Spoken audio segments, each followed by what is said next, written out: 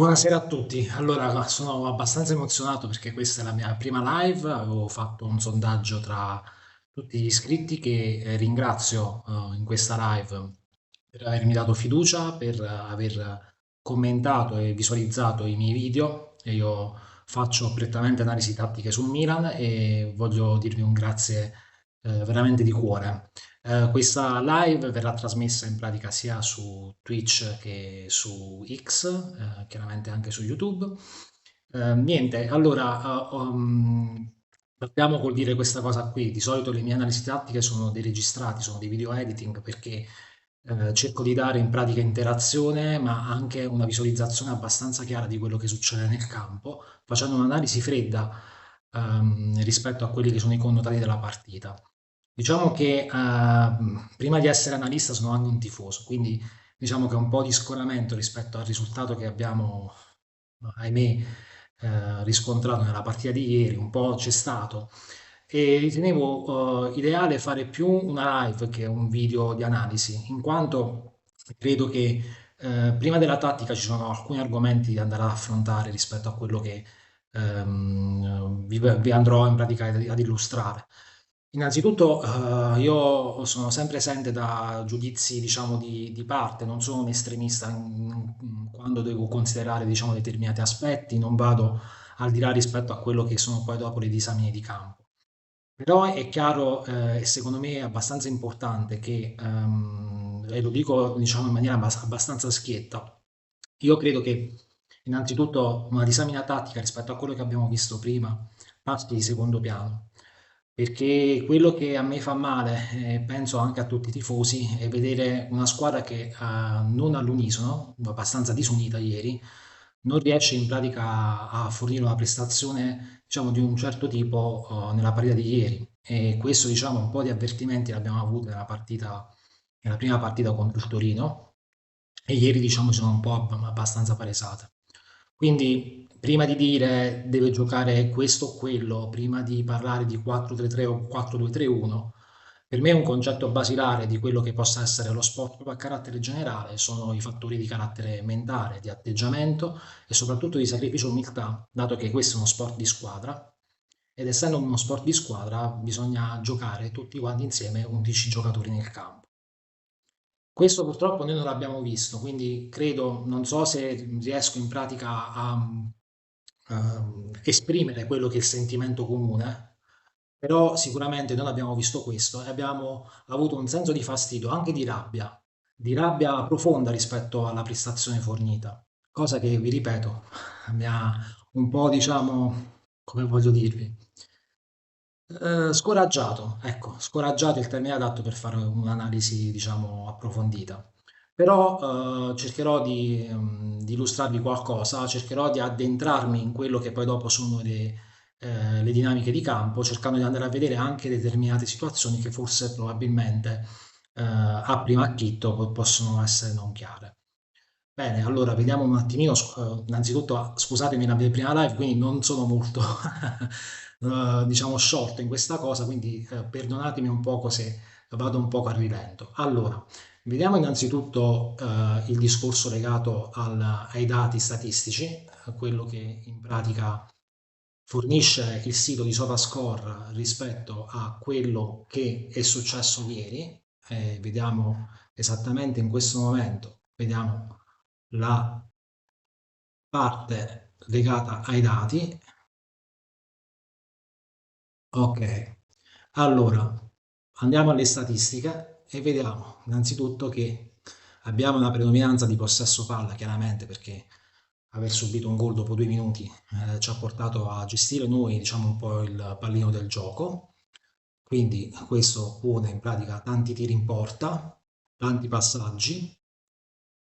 Vediamo a carattere generale in pratica quelli che possono essere i dati, no?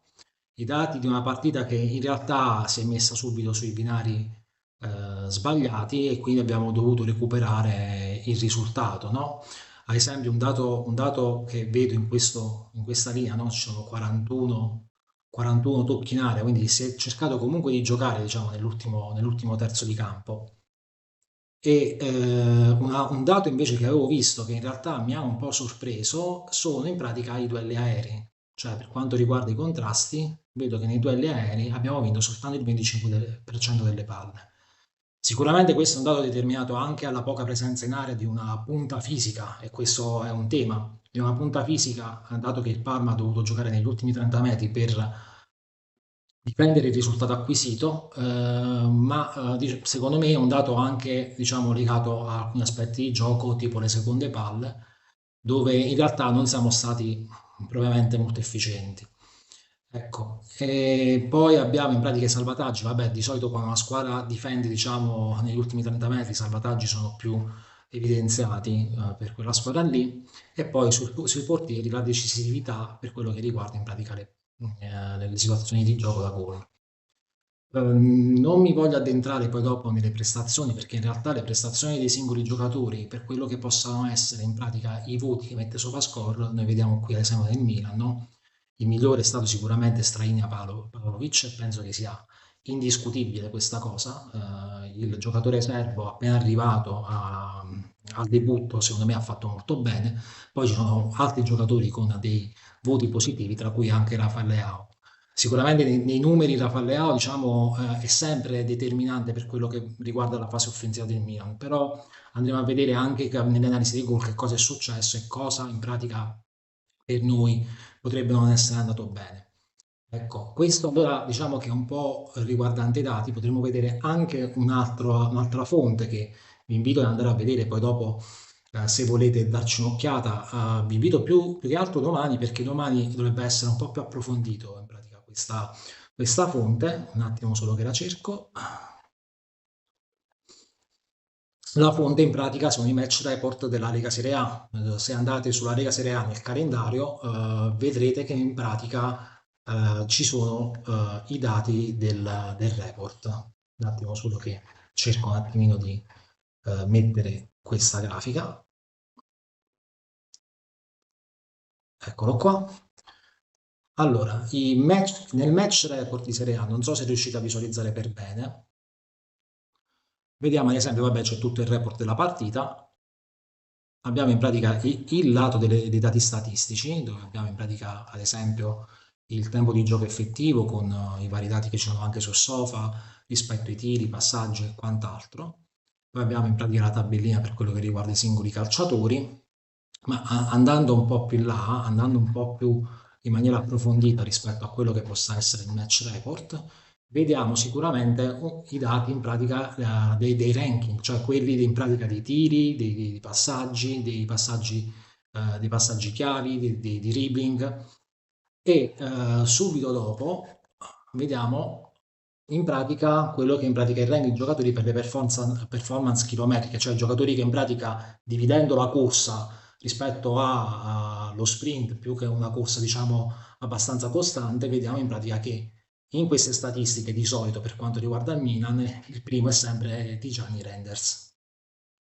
Ok, poi dopo abbiamo in pratica il report dei tiri da dove sono stati effettuati, e una cosa che in realtà io vi volevo far notare rispetto a questo report, ripeto, non è completo perché sarebbe interessante vedere anche il posizionamento del baricentro, quindi il baricentro, per quanto in pratica è in avanti e quanto è lunga e corta la squadra. Questa è una cosa abbastanza interessante. Vediamo un dato che a me mi ha abbastanza sorpreso. Questi in pratica sono i tocchi di palla nelle varie sezioni di campo. Se vediamo nella parte questa qui colorata sulla sinistra, no? Quella che è legata al Parma, vediamo tanti tocchi effettuati sulla fascia sinistra nostra, cioè la fascia destra loro, che risulterà esattamente, diciamo, determinante per quello che poi dopo sarà il successo dei Ducali nei nostri confronti. Allora, visto questo, possiamo anche ritornare un attimo su Sofa, perché su Sofa vediamo una cosa importantissima.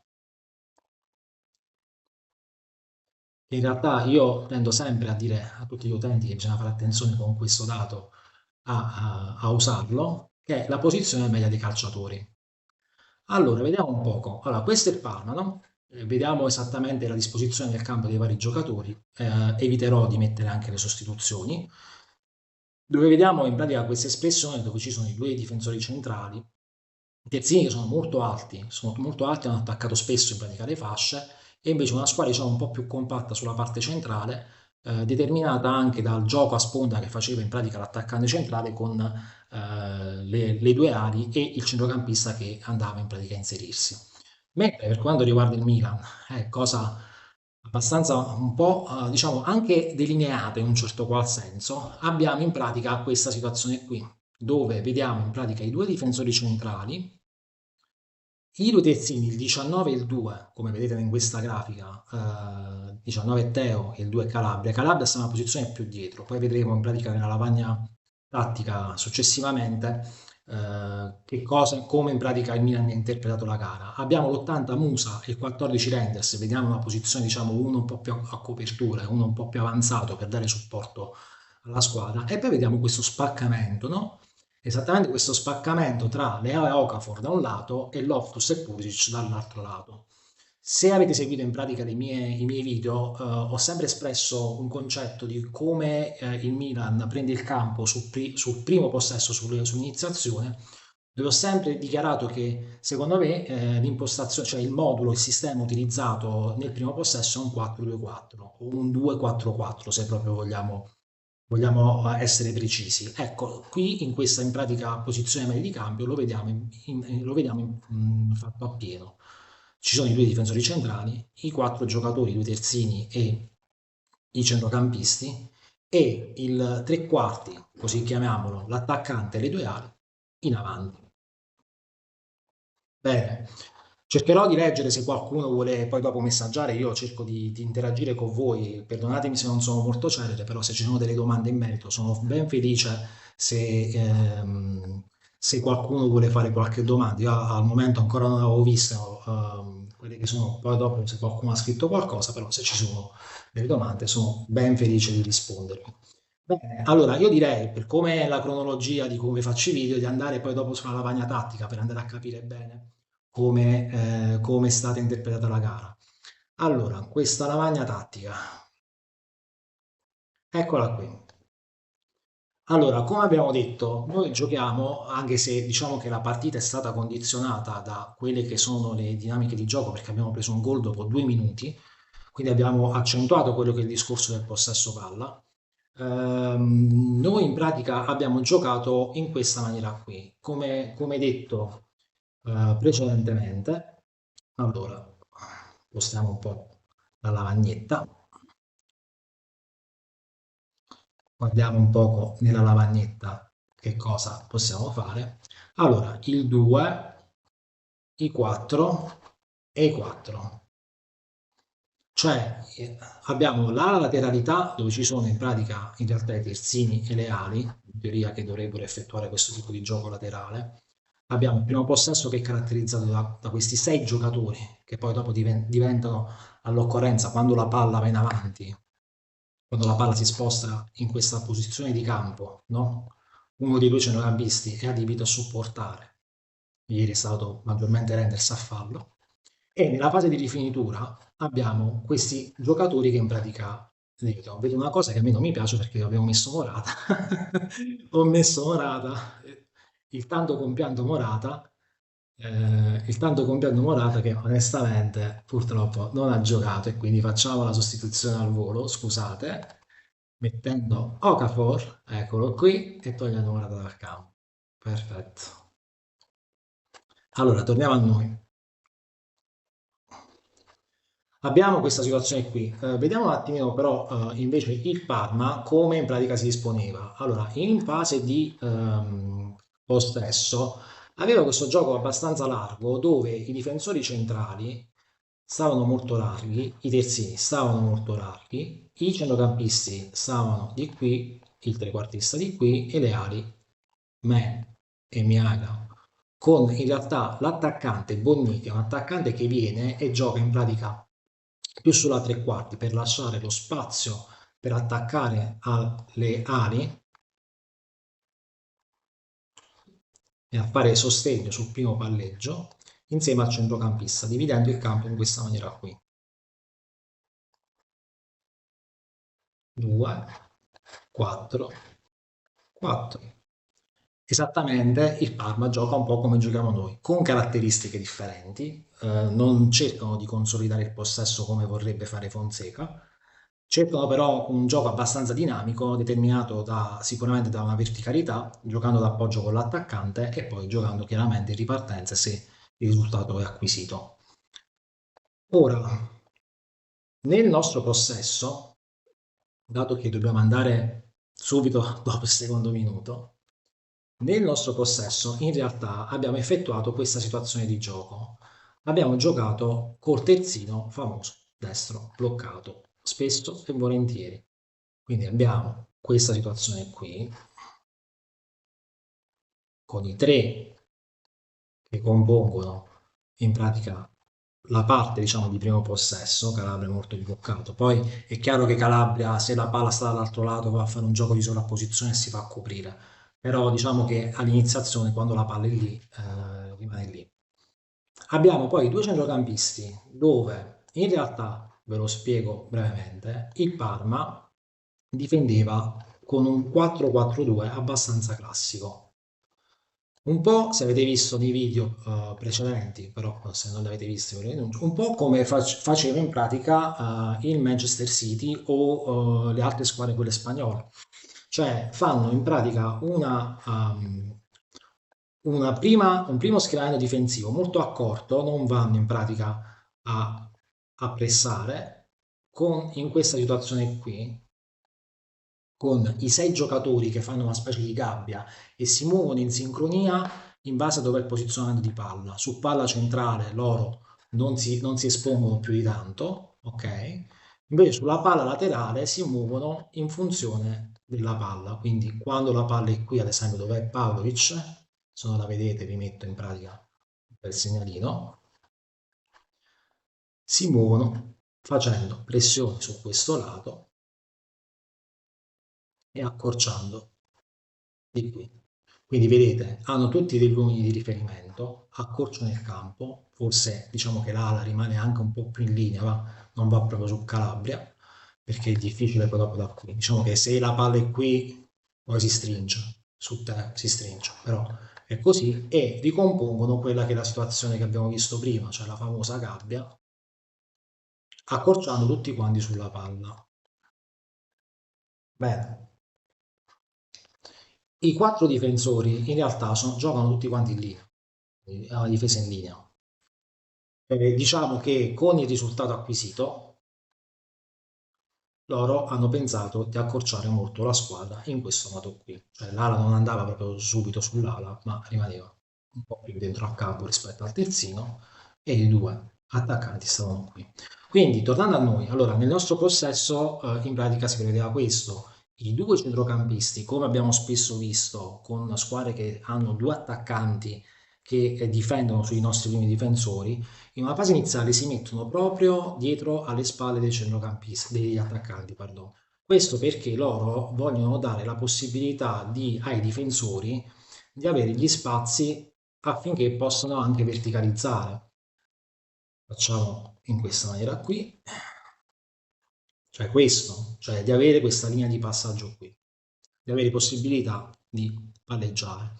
Quando la palla passa, oppure in certe circostanze dove il nostro possesso in pratica perdura su questa linea qui dei difensori, chiaramente c'è qualcuno che poi va a farsi vedere in questo spazio. Nel caso diciamo che prevalentemente abbiamo fatto un gioco un po' più con Renders spostato di qui, quindi con Musa d'appoggio, e poi qui come si è verificata la situazione, ve lo spiego subito. Allora, noi abbiamo visto che Okafor e Leao e Pulisic e Loftus-Cheek si sono divisi le porzioni di campo, ok? Allora, la cosa più semplice, diciamo, è sulla parte destra, dove Loftus e Pulisic in pratica facevano un gioco di posizione, cioè che cosa facevano? Cercavano quando la palla arrivava a loro, vedete, guardate attentamente anche la posizione in pratica dei difensori che non sto muovendo, però cercate di immaginare, poi ve lo spiego, cercando di fare un fraseggio affinché, anche con render, mettiamo anche render qui, no?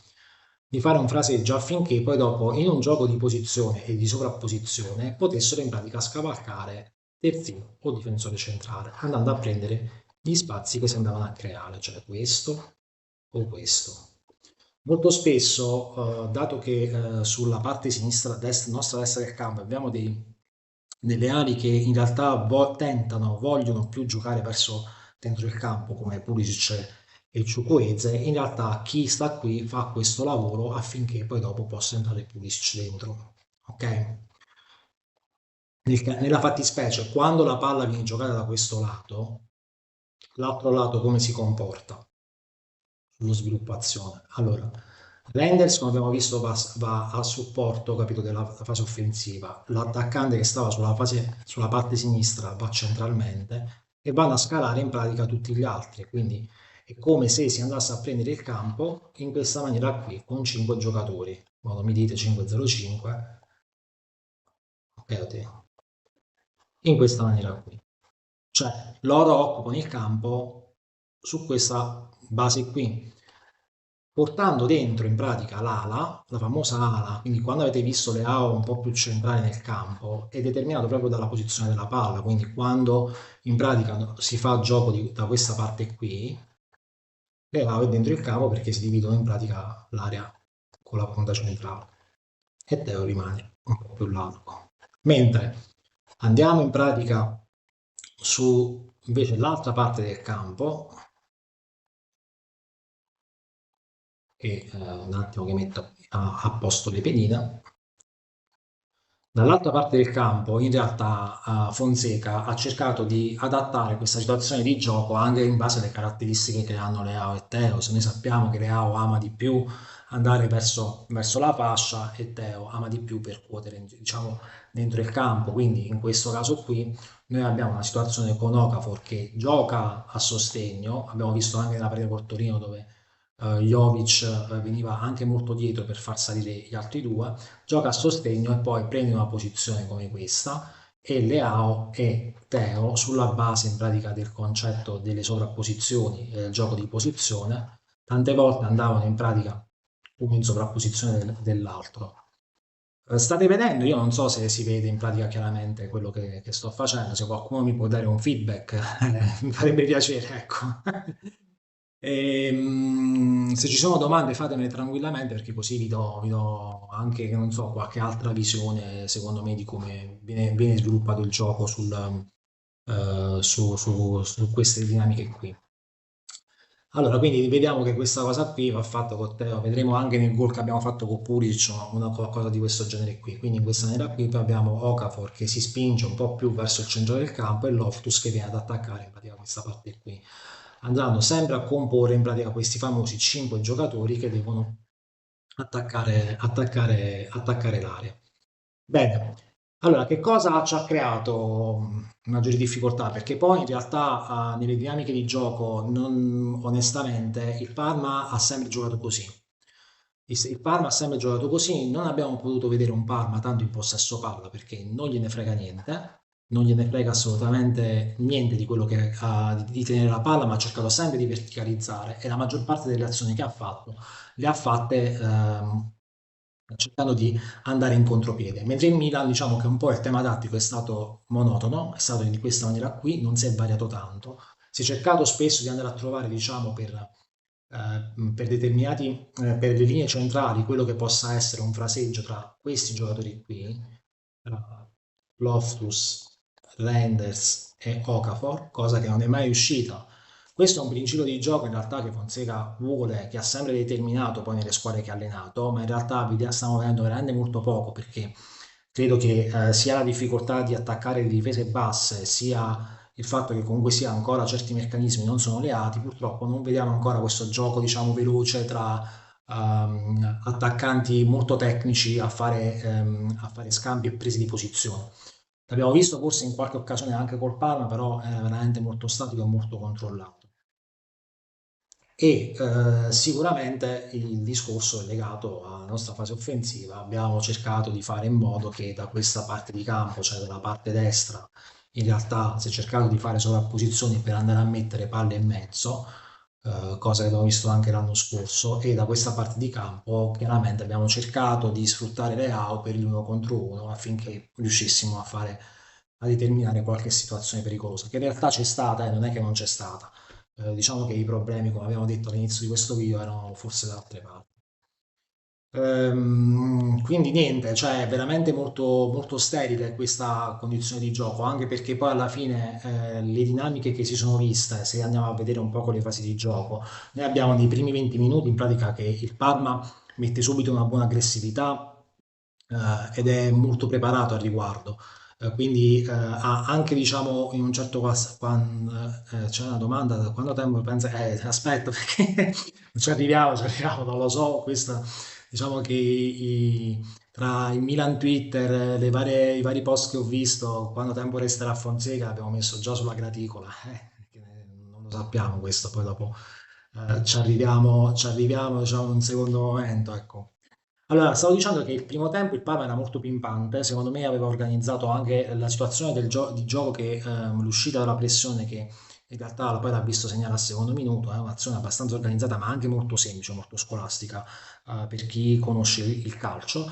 Mentre il Milan è entrato in campo già disorientato, perché poi vediamo ad esempio l'analisi dei gol, cercherò di spiegare, ed è rimasto molto slegato perché quando si deve effettuare una fase difensiva, qualsiasi essa sia, bisogna diciamo lavorare insieme, bisogna lavorare di reparto tutti quanti insieme. In realtà quando non lo fai purtroppo vedi quella condizione di campo che è un termine che sto sentendo spesso, che è l'equilibrio. Sul concetto di equilibrio io potrei dire tante cose al riguardo, cioè l'equilibrio è determinato sicuramente dal lavoro che si fa nel campo. Tutto quello che noi vediamo quando si fanno riferimenti al mercato, al giocatore, sono tutti giusti, però in realtà non è che preso Fofana a un certo punto c'è l'equilibrio, cioè Fofana altri anni diventa un salvatore della patria e potrebbe diventare martire perché la squadra poi dopo gli altri 10 non lavorano bene e questo non sarebbe giusto. Quando si parla di equilibrio bisogna parlare di quello che succede nel campo, di quella che è l'attitudine dei giocatori a fare i dettami tattici dell'allenatore e sicuramente una valutazione che dovrà fare l'allenatore a riguardo dovrà essere quella se effettivamente questi dettami tattici sono idonei ai giocatori che abbiamo. Poi di sicuro ci si possono essere dei ravvedimenti, cioè si può pensare di portare equilibrio prendendo dei giocatori che possono essere più consoni, ma sempre deve rimodulare poi dopo quello che è il contesto di gioco a quei giocatori. Noi abbiamo visto, ad esempio, nella lavagna tattica che noi facciamo in pratica un gioco con 5 attaccanti e uno di supporto, lasciando in pratica poi dopo il campo dietro a 4 giocatori. Ecco, se tu invece vuoi mettere un giocatore difensivo, non è che lo metti a posto in sostituzione degli altri 4, lo metti in sostituzione degli altri 6 in questo caso. E quindi le dinamiche di gioco anche sulla fase offensiva cambieranno inevitabilmente. Quindi quando si parla di equilibrio, bisogna parlare di equilibrio nel contesto di gioco. Poi possiamo prendere il Cardoso di turno, il Cone di turno, come si è sentito parlare. Può diventare Musa il nuovo Kanté, per assurdo, sto dicendo un'eresia. È sempre concettuale, cioè questa squadra deve trovare innanzitutto i crismi per lavorare bene, insieme, di squadra, di reparto, come abbiamo visto anche nelle amichevoli in un certo qual senso, perché in realtà avevano dato anche delle indicazioni positive, però questo è il primo step che bisogna raggiungere. Allora, vediamo un po', io vedo un po' i messaggi, qualcuno ha scritto. Allora, Alberto Pinelli, Teo e Calabria avanzano ma poi faticano a tornare. Pulisic e Leao non difendono, così si aprono buchi. Allora, facciamo un po' di chiacchiera.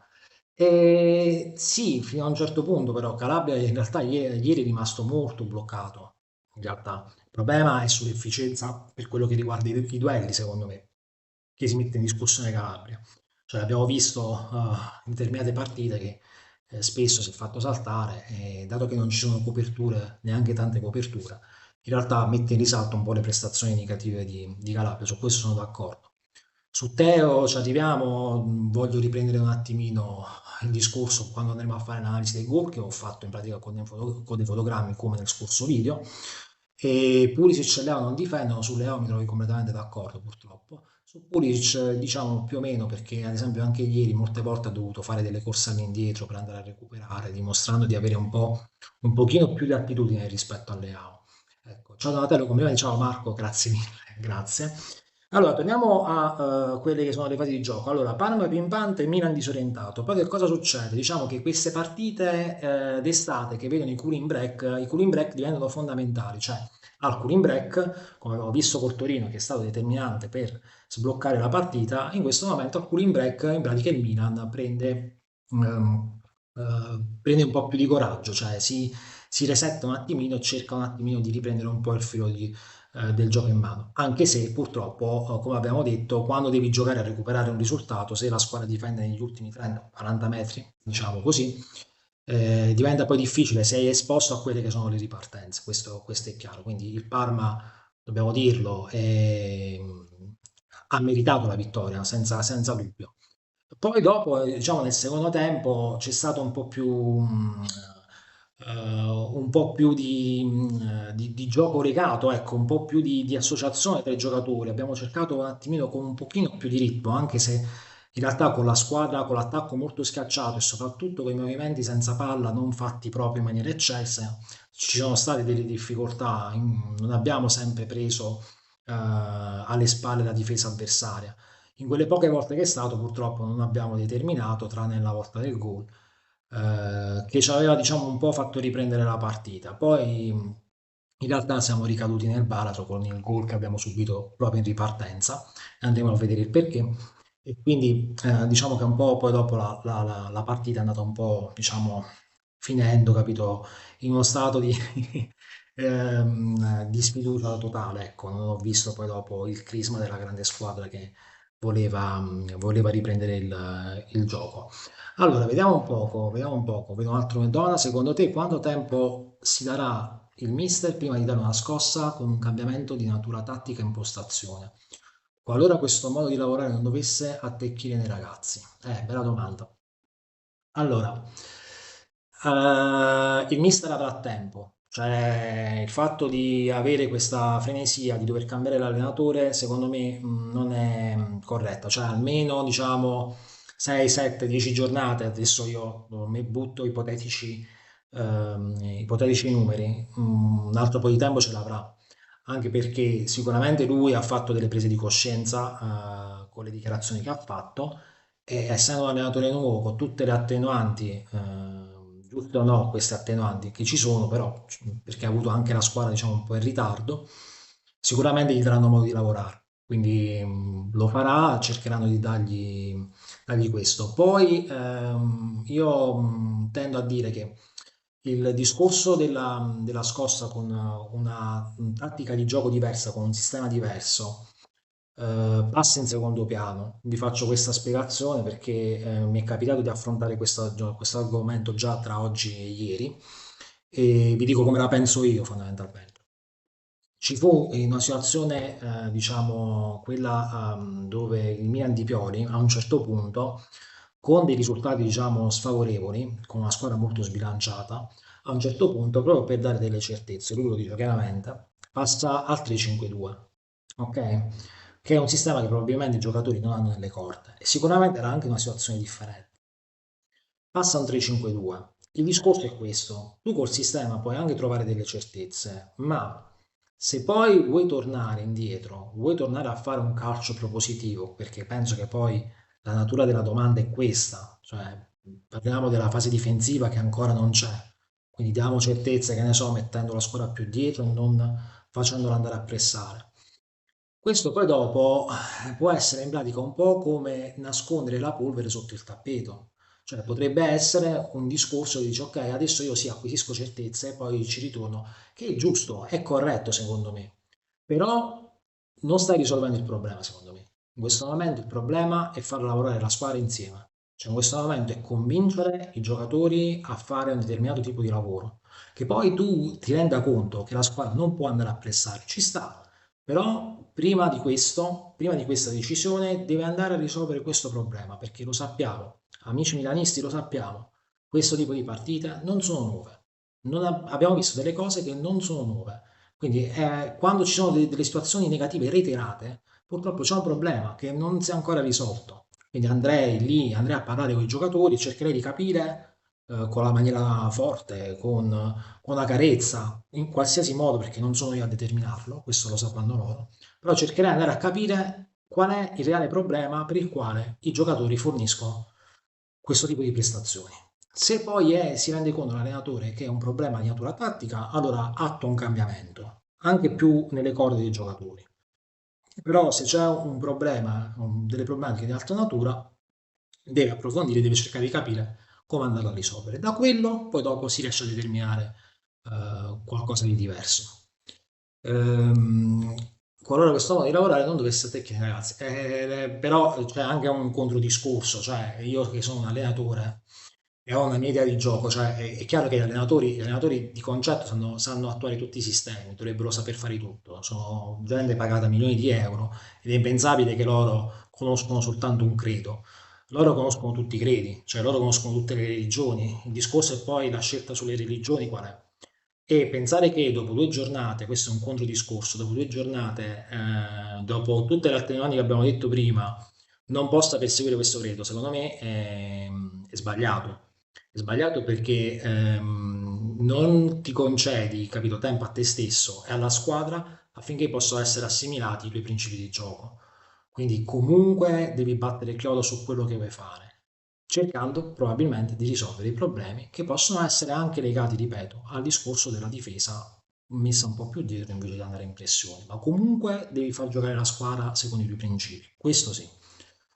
Ok, se non ci sono altre domande, vediamo un pochino se riusciamo a vedere qualcos'altro. Allora, abbiamo visto la lavagna tattica, vediamo un poco i goal, vediamo un po' quello che riguarda l'analisi dei goal, che è molto interessante secondo me perché andiamo a capire delle cose molto importanti. Allora,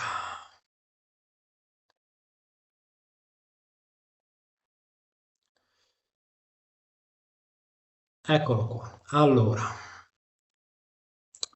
vediamo un attimino come possiamo valutare il primo gol, che diciamo è quello più interessante da un punto di vista tattico, ma che in realtà vede, secondo me, in una cosa, cioè l'errore.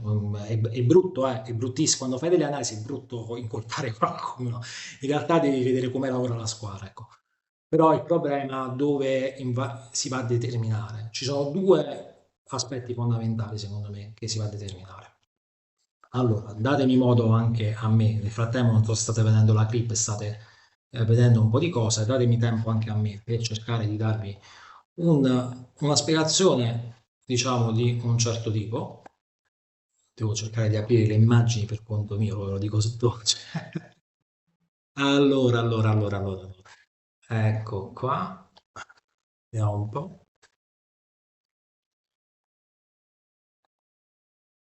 Allora, vediamo, non so se vedete l'immagine a video, penso di sì. Allora, vediamo. Ho preso, noi ragioneremo con i fotogrammi perché non è consentito mettere i video alla partita. Allora, questa è la fase iniziale di gioco dove in pratica la palla ce l'ha, la sta ricevendo il portiere. Allora, Fonseca ha detto sabato nella conferenza pre-gara, ha detto che vuole giocare in pressione. Anche la scelta di Okafor è perché vuole fare una pressione. Questa è una sua scelta. Vediamo che in questo momento c'è Loftus-Cheek, se lo vedete in alto, sopra il portiere, in pratica nella parte soleggiata del campo, che in pratica sta andando a chiudere il passaggio sul centrale, no? E ha il centrale in marcatura.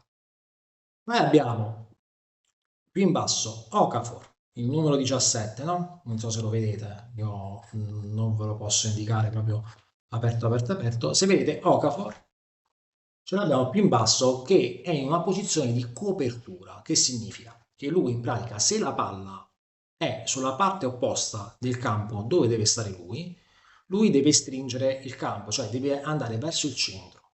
Quindi lui deve stringere il campo andando più dietro rispetto a quello che è la posizione del suo compagno. Cioè in pratica, faccio vedere un attimino la lavagna così ci capiamo un po' meglio. La lavagna lo fa capire meglio. Ok. Quando il Parma difendiamo sul Parma in questa maniera qui. Mettiamo un attimo le pedine, le pedine. Così. Allora, vediamo. Loftus-Cheek se lo vedete, sta sul difensore centrale di sinistra. Okafor sta sul difensore centrale di destra. Tutti gli altri a seguito lo vediamo successivamente. Cosa succede? Che quando la palla ce l'ha il giocatore qui, Okafor non sta qui, cerca di dare copertura verso il centro. In questa maniera, che cosa sta facendo? Non sta cercando di dare questi tipi di passaggi, i passaggi verso dentro il campo, dando diciamo un pochino più di libertà per andare a prendere poi la marcatura ai centrocampisti, centrocampisti avversari, ok? Non dando anche le diagonali, perché c'è anche un discorso di diagonali, ok? Quindi questa linea di passaggio qui, la stiamo vedendo, no? Quindi fa questa cosa, ma deve tenere in considerazione che poi dopo deve andare a ripiegare su di lui. La squadra quando sta qui, ricordatevi sempre che se la palla sta da un lato, chi sta da quel lato accorcia, cioè pressa e gli altri invece accorciano il campo. Quindi è giusto, è corretto che debba essere così, no? Correttissimo. La linea difensiva deve rimanere in linea ed è così. Quindi torniamo a noi su quello che è il discorso dell'analisi del primo gol. Vediamo un attimino, riprendiamo l'immagine. Allora, Okafor quindi fa questa copertura al centrocampista, vediamo, ma ha di riferimento il difensore centrale di destra. Poi vediamo in pratica, questo è Renders dietro, che in realtà prenderà la marcatura, questo è Bernabé dietro Okafor, no? Bernabé, c'è quest'altro giocatore che non so da chi verrà preso, probabilmente da Pulisic, non ricordo. E Leao, attenzione a Leao, su Koulibaly, ce l'ha proprio lì, vedi? Qua c'ha la faccia rivolta verso la palla, stanno giocando e c'è il giocatore che in pratica è in linea ed è tutto a posto. Dopodiché, altro frame, vediamo che cosa succede.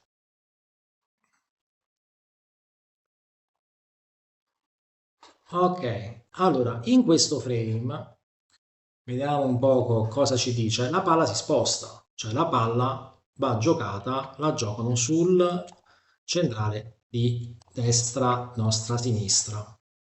Ok? Quindi cosa succede? Che Okafor va verso il centrale, Loftus la tiene d'occhio, cioè copre col corpo in pratica la linea dell'arco centrale. Reinders sta salendo chiaramente su Bernabé perché poi i due centrocampisti centrali vanno in pressione sui due centrocampisti, cioè quando ci sono squadre che impostano 4 più 2, cioè i 4 difensori più i due centrocampisti, i nostri centrocampisti, se c'è una pressione, vanno forte sui centrocampisti avversari. Quindi lo fanno questo discorso qui. Vediamo più avanti cosa succede. Noi abbiamo ricevuta la palla di difensore centrale, abbiamo questa situazione che è abbastanza buona. Guardiamo attentamente Leao, perché Leao adesso fa forse una piccola cosa brutta. Allora, eccola qui. Allora, che cosa succede? Che la palla viene trasmessa al terzino destro, ma guardate Leao, cioè Leao non va a pressare e questo diciamo che se tu stai giocando una partita in pressione, non capisco il perché. Non è comprensibile, perché se guardate le linee che ho tracciato, Koulibaly ha il corpo girato verso il campo, quindi ha ricevuto la palla e ha una condizione tale che lui può trasmettere tranquillamente la palla dove vuole. Ha sia il corridoio verso sinistra, verso destra, scusate, verso destra, sia il centro del campo. Cioè, in pratica Leao è in una terra di mezzo. Cioè, non riesco a capire che cosa stia facendo lì. Non so se ha visto l'uomo che vedete là dietro, il cerchio rosso, se ha visto e lo vuole marcare, ma onestamente questa non è una marcatura. Non è una marcatura in copertura e non è una pressione. È in una terra di mezzo e questo diciamo ha determinato un po' poi tutti i meccanismi che sono successi dopo. Gli altri, se vediamo poi dopo, in realtà ce l'hanno un po' tutti quanti, perché quando va in pressione deve avere dei buoni di riferimento. Vediamo la, la slide successiva. Eccolo qua. Allora, Koulibaly che cosa fa? La scelta la fa in pratica di giocare la palla a lungolinea. Ok? E qui vediamo una situazione che probabilmente con la telecamera della televisione non si può vedere, ci vorrebbe una telecamera tattica. Vediamo questa situazione qui. Allora, c'è qui un 1, qui Teo rompe la linea, ok? Teo rompe la linea perché va sull'uomo e in pratica va oltre la linea difensiva.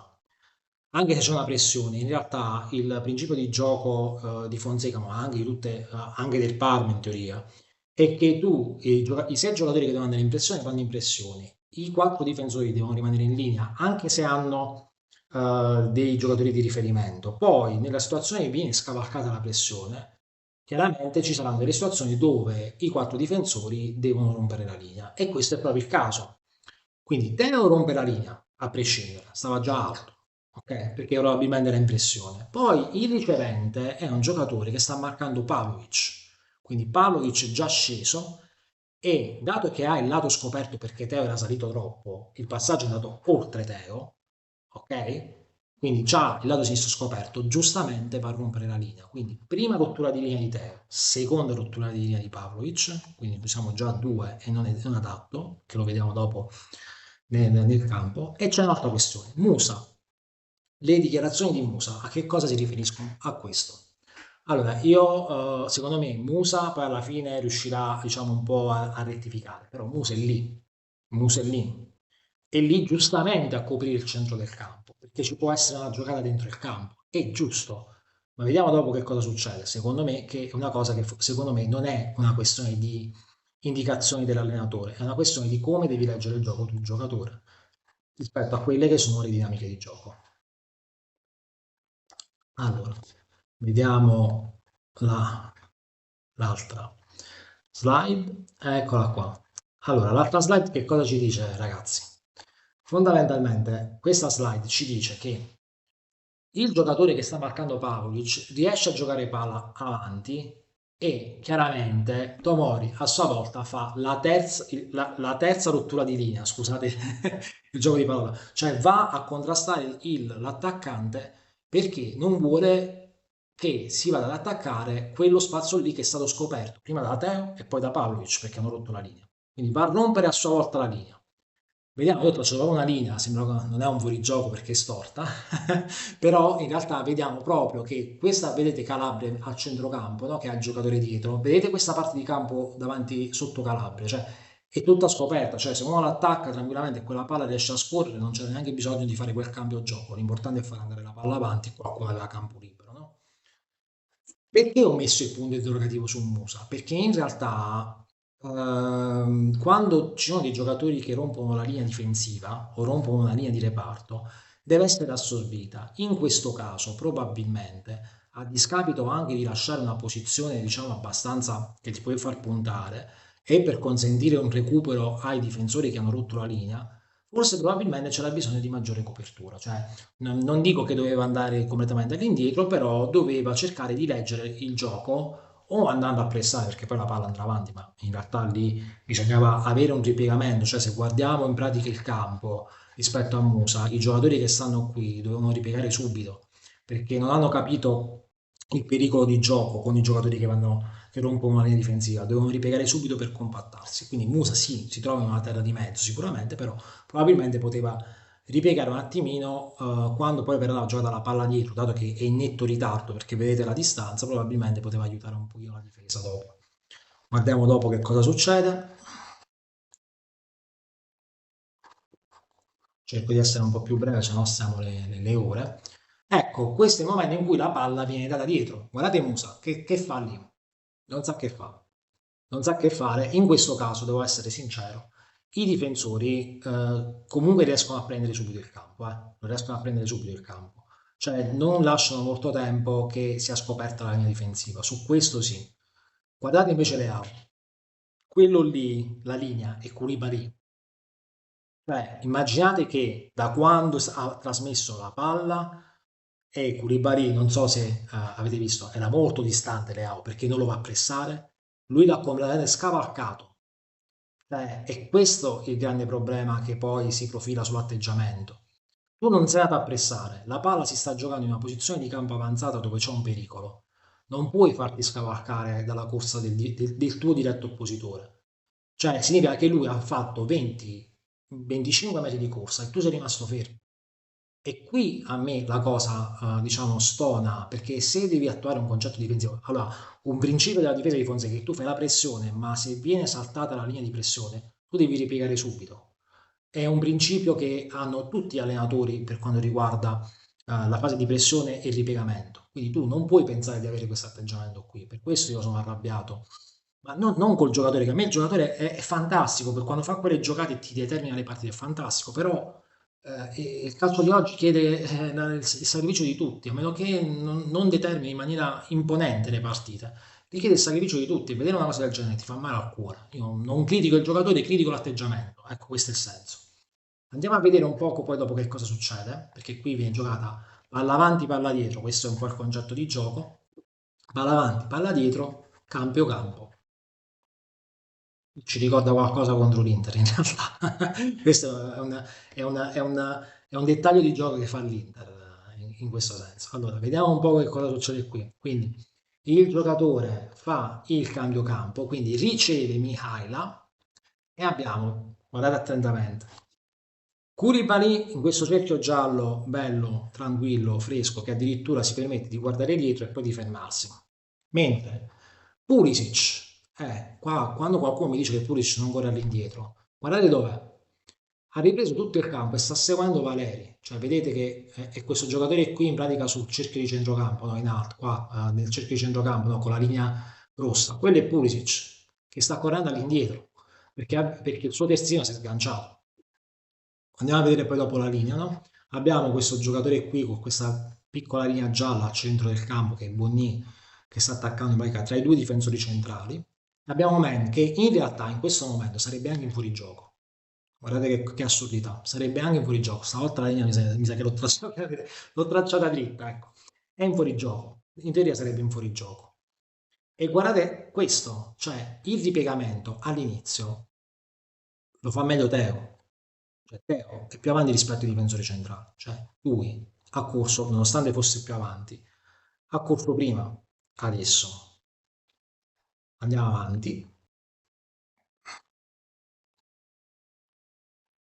Allora, qui è molto semplice, ragazzi, perché qui in pratica che cosa si va a determinare? Si va a determinare semplicemente che poi dopo la linea si riesce a ricompattare, vedete? Sempre questa linea tracciata, no? I giocatori riescono a riprendere le posizioni. In realtà dall'altra parte di campo Miaila scarica la palla sulla sovrapposizione di Valeri e giustamente Pulisic e Calabria, essendo Calabria più dietro che lo può contrastare, fanno diciamo, un cambio di marcatura, rimane Pulisic avanti e lui dietro, giustamente perché lo va a prendere poi dopo Calabria. Poi sulla considerazione che Calabria si fa saltare facilmente, questo è un connotato di natura diciamo, tecnica individuale, cioè sicuramente Calabria da questo punto di vista dovrebbe migliorare perché si fa saltare sempre molto facilmente, però lasciamo perdere, questo no, Calabria lo lasciamo un attimino da parte.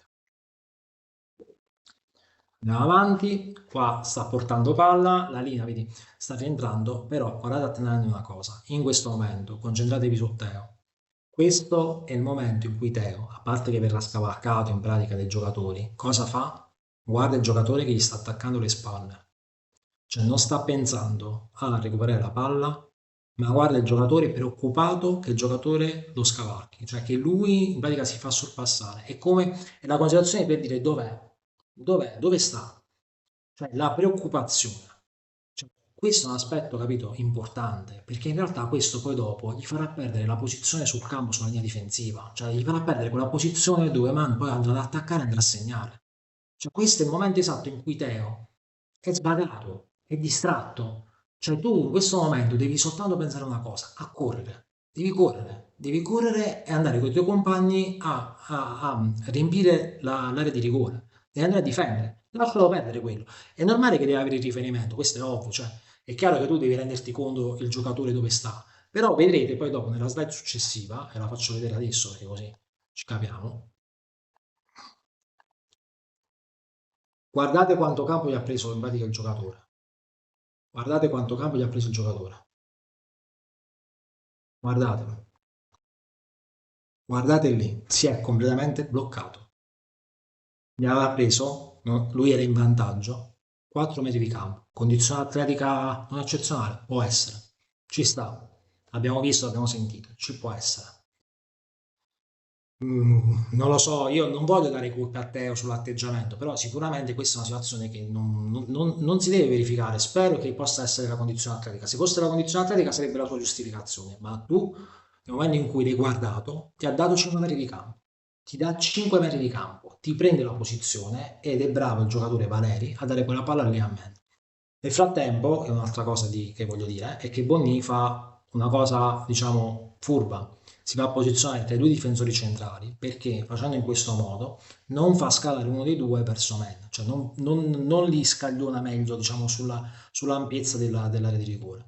Perché in realtà Tomori non è un errore, attenzione, perché in realtà lì bisogna anche prevedere il fatto che sono tre giocatori, tu dovresti essere quattro, quindi in realtà Tomori nel caso in cui ci dovesse essere, che ne so, Valeri che si arresta e salta Calabria o comunque va a saltare Calabria perché si porta sul fondo campo, poi lui deve essere pronto ad uscire eventualmente. Quindi ci sta che i due difensori centrali stanno lì, poi stanno correndo, quindi non è che gli puoi dire più di tanto. Quindi bravo lui che in pratica non consente di poi andare a vedere, anche se poi dopo nel gol se non sbaglio una certa posizione poi la cerca di fare, mi sembra Pavlovic, non ricordo bene.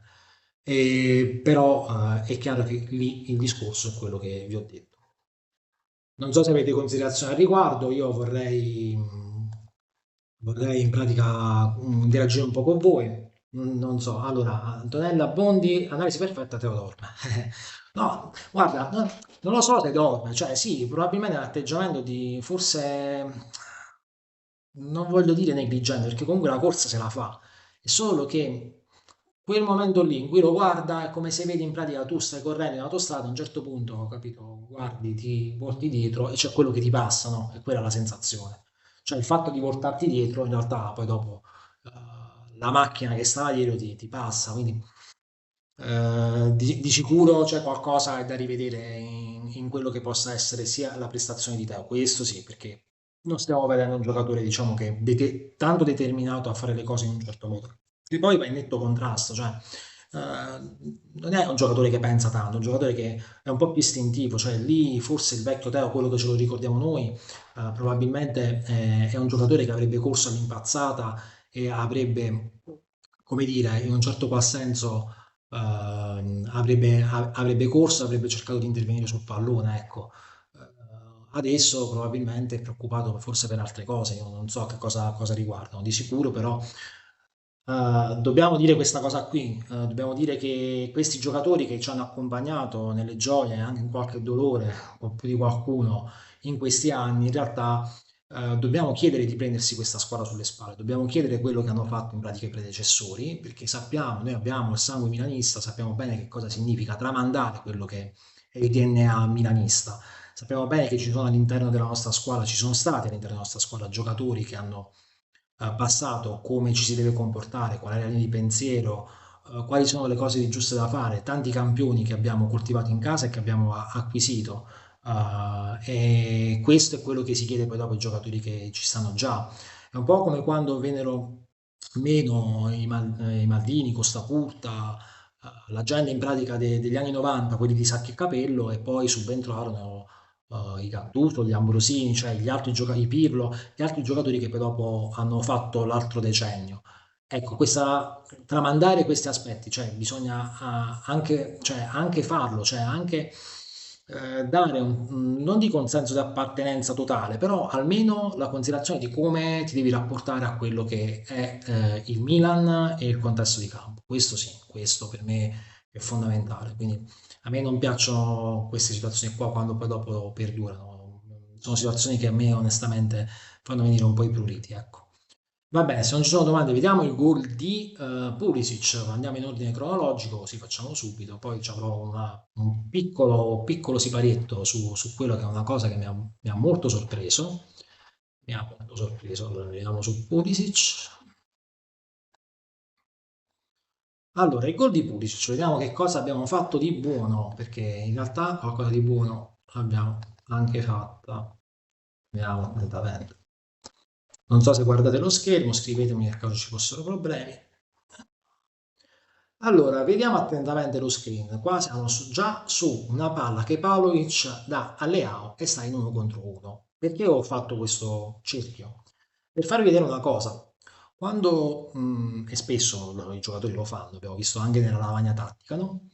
Quando si cerca di mettere in isolamento un giocatore che è bravo nell'uno contro uno, cioè noi Leao da quella posizione, forse anche un po' più dietro, è uno che ci ha fatto vedere delle giocate importanti. i giocatori per cercare di non dare la possibilità dei raddoppi o dell'occupazione in pratica di quella porzione di campo, cercano di venire dentro il campo. Infatti lì ci sono Okafor e Teo, no? Cioè i giocatori che sono adibiti a giocare con lui lì per fare, diciamo, per passarsi la palla, per fare sovrapposizione, tutto quanto il resto, vengono dentro il campo. Vedete attentamente che loro due stanno lì, ma anche i giocatori del Parma, cioè lì ci sono in pratica il difensore centrale di destra e dei centrocampisti che stanno lì, cioè questo è un mal posizionamento loro per dirla tutta, è un mal posizionamento loro che si preoccupano più di guardare quello che è l'uno contro uno Leo Koulibaly, forse avevano fiducia di Koulibaly, e meno di andarla a supportare. Ecco. Nella, in quella successiva vediamo come in realtà che cosa succede? Che Teo furbescamente va a fare una sovrapposizione, cioè nella condizione di prima dove c'erano tutti quell'ammasso di gente, dice sai che c'è, io proprio mi meno, vado proprio bello là a piarmi quella posizione. E in questo caso Leao è stato furbo perché invece di andare a fare uno contro uno gli dà palla. Quindi lui va a tagliare, vediamo attentamente, va a tagliare la difesa, cioè va a tagliare quello che poi è il centrale di destra. Qui ci sarà un ripiegamento di uno dei centrocampisti o di un laterale, se non sbaglio, sulla linea difensiva, perché Koulibaly era il terzino destro. Quindi lui va a tagliare, quindi poi la palla gli dà e quindi è costretta la difesa, che adesso è a 3 con un ripiegamento, a dover mantenere a mantenere, cioè a marcare l'area, ma sono troppo pochi, sono troppo pochi. Infatti guardiamo attentamente anche la posizione di Loftus, che rimane volutamente dietro, cioè non li va ad attaccare, rimane dietro, che c'è Okafor in alto che poi dopo cercherà di prendere un'altra posizione, e Pulisic che in realtà, bello 4-4, sta lì, dice fammi vedere un po' come si sviluppa, che poi vedo io come devo fare. Cosa succede dopo? Succede che Leao scende e c'è uno dei difensori che va a rompere, no scusate Teo, pardon, Teo che non viene preso, uno dei difensori va a rompere la linea, perché non ce la fanno a tenerlo perché va sul fondo campo. Quindi Leao va su questa posizione qua, diciamo un po' più arretrato, capito, qui vicino a lui. Loftus rimane al limite, Okafor entra dentro l'area e Pulisic incomincia ad avviarsi in una posizione tale dove può andarsi a prendere il pallone. In questo caso rimane lì perché se passasse la palla di Teo in pratica lì la prenderebbe tranquillamente e la metterebbe in porta. Dopo invece che cosa succede? Succede questo, no? Che la palla torna a Leao, in realtà Leo la scarica su Leao, quindi Pulisic che fa?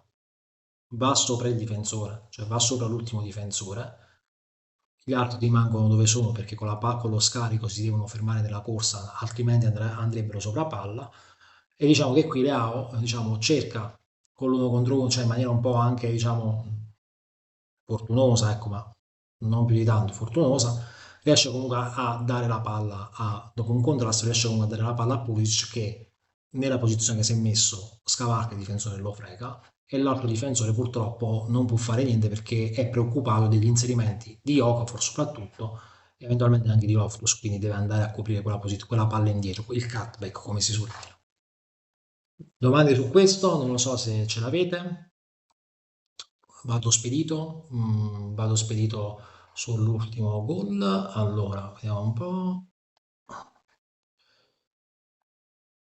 Vediamo un po'. Cancellieri. Bella disamina questa. Qual è il pomo della discordia di questa disamina? Allora, vediamo un poco il gol che subiamo sulla famosa ripartenza della palla giocata da Leao e vediamo di capirci qualcosa, onestamente. Allora, la palla di Leao.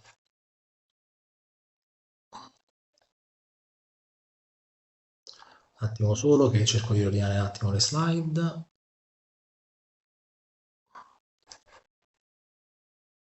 Perdonatemi un attimo.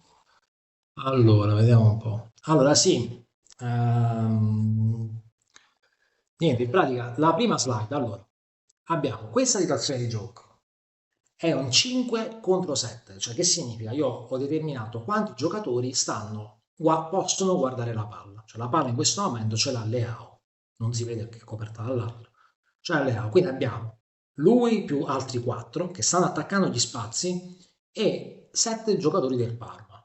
Ok, 4 sulla posizione di campo in pratica in alto, cioè sulla fascia sinistra, loro destra, e 3 indipendenti. Quindi c'è anche un 3 contro 3. Allora, Emerson Royal, per quanto Emerson Royal potrebbe aver fatto qualche errore, in realtà fa una cosa giusta in questo caso, perché va a attaccare lo spazio che è scoperto. Cioè lì, se il cambio campo fosse fatto in maniera precisa, lui sarebbe da solo davanti al portiere, perché non c'è nessuno che va a prendere quella posizione di campo. Quindi è giusto che lui la vada ad attaccare. È giusto, anche perché? Perché è giusto? Perché Pulisic in realtà sta facendo il movimento al contrario. Cioè, non è Pulisic che nonostante sia l'ala va verso, capito, l'area di rigore, sta andando a prendere un posizionamento alla stregua di quello che ha fatto Zapata, cioè una porzione di campo dove il Parma lascia scoperto, cioè la posizione al centro. Ora, tutti quanti noi abbiamo detto, ma perché non passa la palla a Pulisic? Perché la scelta è giusta, perché Emerson sarebbe più pericoloso, l'esecuzione è sbagliata, perché tu non puoi fare un passaggio di quel tipo lì. Non esiste fare quel passaggio tipo lì. Se proprio non sei adatto, io capisco che uno dice, vabbè, ma dalla Pulisic che stava lì era più vicino. Sì, però io metto anche un pensiero, cioè io il passaggio, se ho l'opportunità di mettere un giocatore davanti alla porta, faccio quello, ma devo essere abile a farlo. Questo deve essere chiaro. Quindi qui l'errore non è né di Emerson che si alza, né del fatto di dare la palla a Pulisic, è nell'esecuzione del passaggio che fa Leao. L'esecuzione del passaggio è sbagliata. Facciamo la parte 2, vediamo un pochino. La seconda slide, un attimo solo, perdonatemi. Allora, eccola qua, seconda slide. Allora, che succede? La palla esattamente casca e viene intercettata dal difensore, diciamo, un po', quello un po' più a sinistra della linea difensiva. Morale della favola.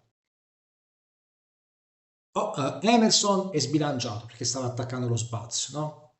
Lo vediamo, cioè lo guarda pure.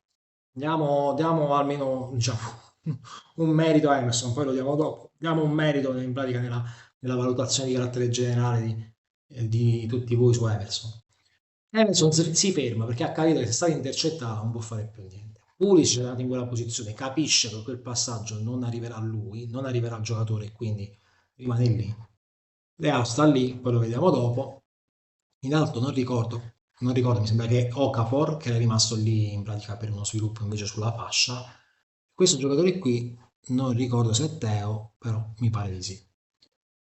Ci sono 4 giocatori, in realtà una volta che lui ha ricevuto palla, che ha intercettato palla, lui può giocare la palla su questi 4 giocatori, perché sono rivolti di faccia, in realtà ci sarebbero altri, però diciamo che se tu intercetti in pratica una ripartenza avversaria è normale che c'è la controripartenza, cioè la transizione in pratica da negativa diventa positiva, quindi tu nell'intercetto in una transizione ribalti in pratica il campo, quindi dai la palla a un giocatore che è più avanti. E c'è uno spazio che giustamente, con Pulisic al centro e con Emerson che è andato ad attaccare lo spazio, è scoperta.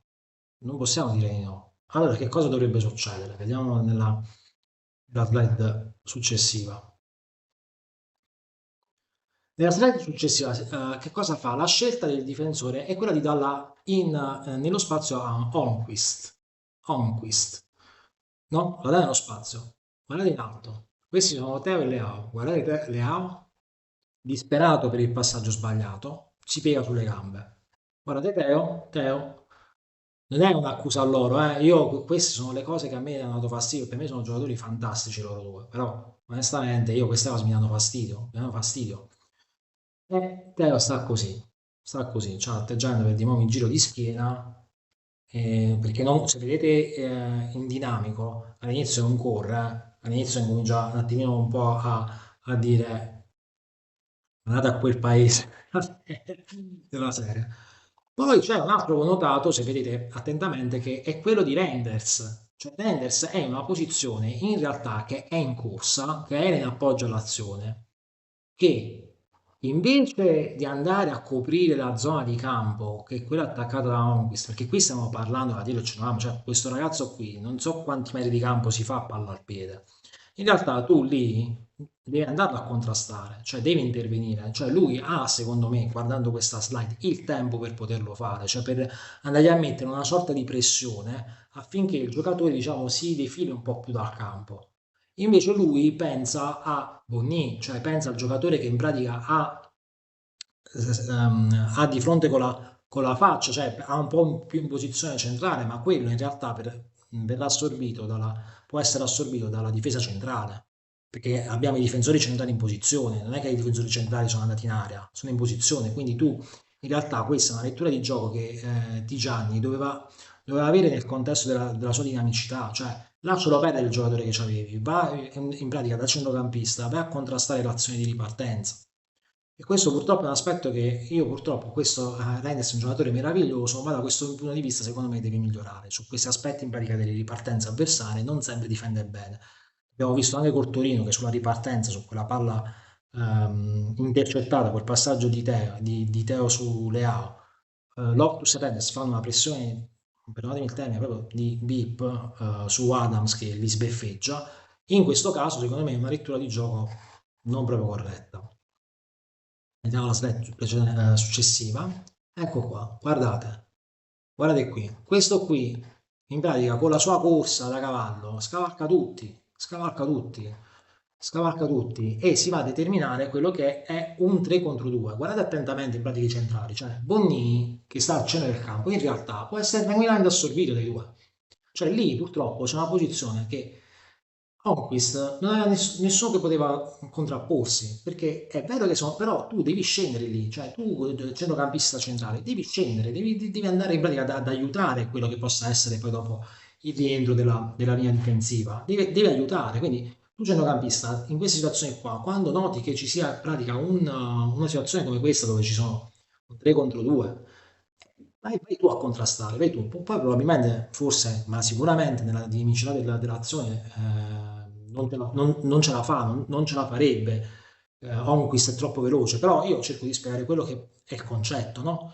In questo caso ci vuole una lettura diversa dove tu devi essere tu che devi andare a prendere la posizione la marcatura del giocatore con palla al piede e lasciare in pratica i difensori, dato che hanno due attaccanti che stanno attaccando, lasciare i difensori tranquilli di poter marcare quei due. In tutto questo vediamo il povero Emerson che si comincia a fare il campo all'indietro, no? Dico povero perché poi vediamo successivamente è molto vicino all'azione. Gli altri due, quelli che stanno sul centrocampo che devono ripiegare, partono completamente in ritardo, questo è poco ma è assicurato.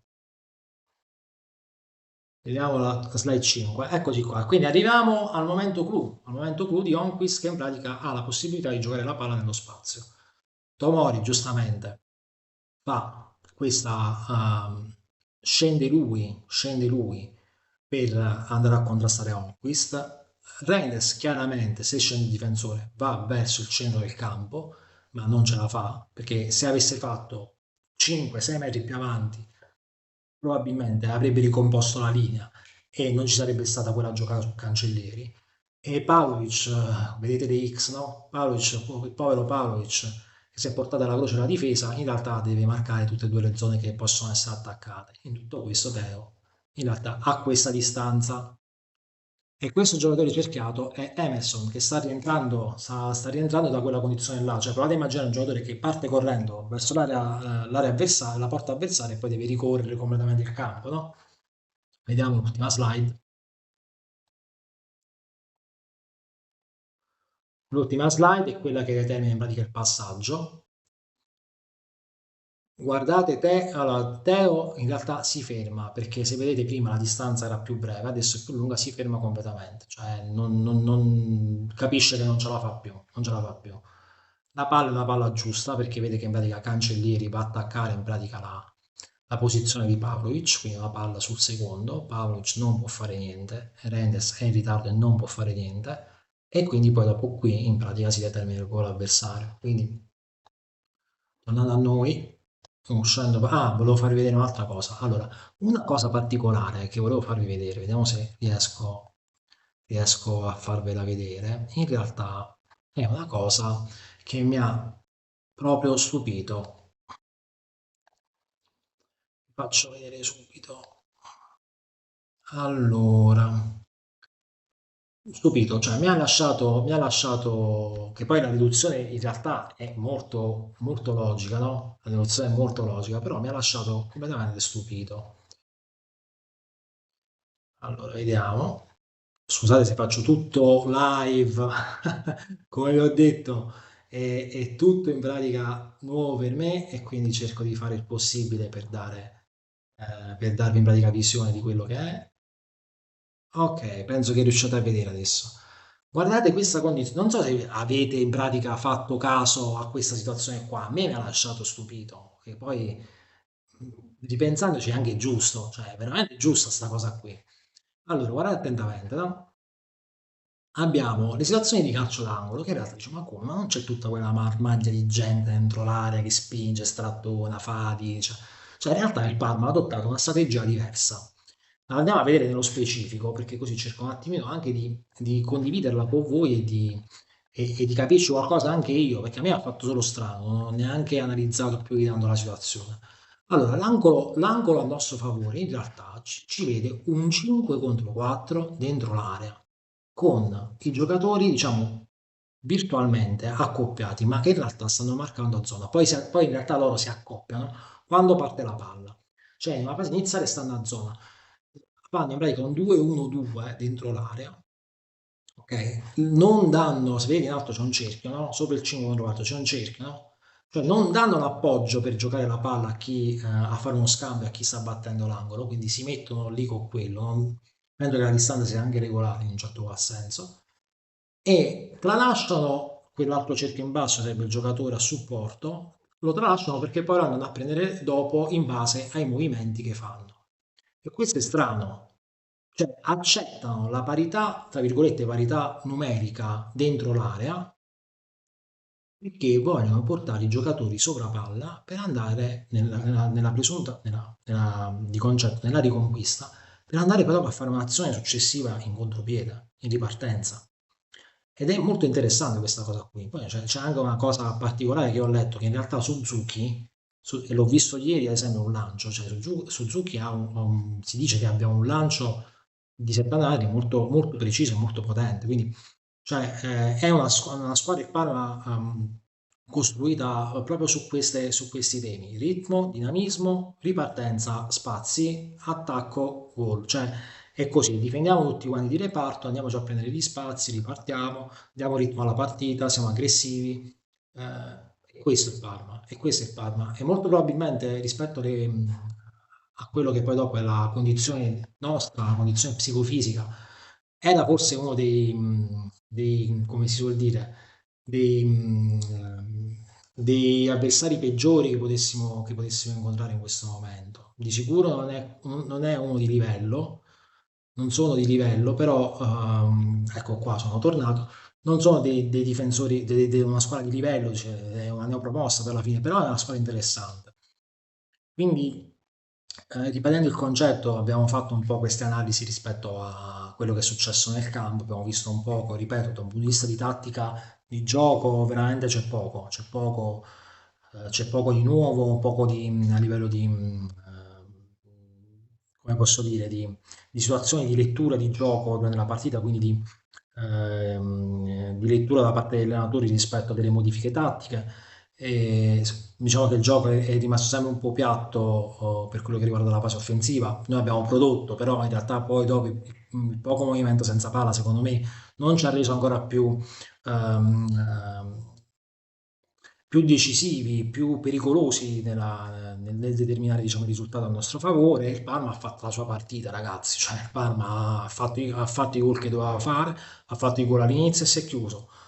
Si è messo dietro, ha accettato uno contro uno, si è chiuso, ha fatto la ripartenza essendo 2-1, cioè ha fatto quello che farebbe qualsiasi squadra, capito che è promossa che deve prendere un po' di punti. Quindi dobbiamo sicuramente rivedere molte cose. Io ehm, condivido il sentimento, diciamo, negativo in questo momento. Dobbiamo rivedere molte cose. Speriamo, io spero, cioè, mi illudo che tutto questo possa essere legato a una condizione atletica non ottimale, al fatto che i giocatori debbano ancora amalgamarsi tra di loro, soprattutto quelli nuovi che in realtà mi lasciano un po' di speranza, cioè il Pavlovic visto ieri mi lascia un po' di speranza, anche il Fofana quando è entrato diciamo ha fatto vedere, ha dato dei presagi di un giocatore che comunque sia di un certo livello, abbiamo visto Morata sperando di recuperarlo presto e poi scusate, tutti i discorsi legati a quello che sarà ragazzi, non lo sappiamo. Possiamo soltanto sperare, speriamo che la condizione atletica sia scarsa, speriamo che questi qua si mettano un po' a lavorare, a essere un po' più determinati, ma a essere chiari quando vanno a lavorare, a fare le cose in un certo modo. Speriamo che l'allenatore faccia quadra, in maniera tale che riusciamo a ribaltare questa situazione, perché sicuramente in senso di valore assoluto il Milan non può essere questo, non è questo, non stiamo vedendo quello che poi dopo è il gioco che ha caratterizzato Fonseca negli anni passati. Io spero che ci sia un cambio di rotta, spero che ci sia anche qualche ravvedimento da parte della società su alcuni aspetti. Non so se considerano il mercato, però sicuramente ci sono delle cose da rivedere e speriamo tutti quanti noi che questa squadra possa cambiare. Non so se avete domande, altrimenti io chiudo la live. Non vedo in pratica le altre chat, perdonatemi perché sono nuovo diciamo, in questo ramo, quindi riesco a vedere soltanto la chat di YouTube. Io a questo punto, vediamo se riesco a recuperarla un attimo la chat degli amici di Twitter, che in realtà credo di no. E va bene, dai, poi migliorerò anche io per fare queste live. Allora io vi ringrazio, il video è stato abbastanza lungo, io vi ringrazio. Grazie mille a tutti quanti, seguitemi, iscrivetevi al canale, mettete like ai miei video se vi piacciono e ci rivediamo poi alla prossima analisi tattica che sicuramente sarà quella successiva, quella di Lazio Milan di sabato prossimo. Un bacio e buona serata.